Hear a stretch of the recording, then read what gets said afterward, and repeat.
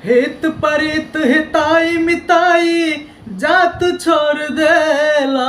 हित परित हिताई मिताई जात छोड़ देला। जब समय होला कमजोर, जब समय होला कमजोर त हर कोई साथ छोड़ देला। जब समय होला कमजोर त हर कोई साथ छोड़ देला। हित परित हिताई मिताई जात छोड़ देला। जब समय होला कमजोर त हर कोई साथ छोड़ देला। जब समय होला कमजोर त हर कोई साथ छोड़ देला। बनला के 10 गो साथी बिगड़ला के कोई ना। आपन बनैबा कैसे केहू तोहार होई ना।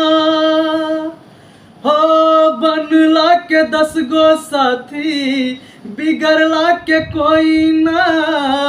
आपन बनैबा कैसे केहू तोहार होई ना। धई के हाथ में हाथ हाथ से हाथ छोड़ देला।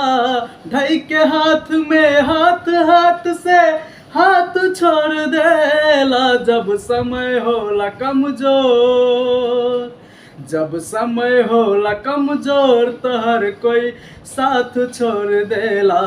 जब समय होला कमजोर त हर कोई साथ छोड़ देला।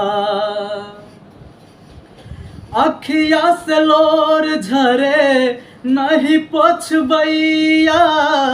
केहू न सहैया होला सितम के समैया। हो अखिया से लोर झरे नहीं पोछबैया। केहू न सहैया होला सितम के समैया। धर्म कर्म रीति और रिश्ता नाथ छोड़ देला।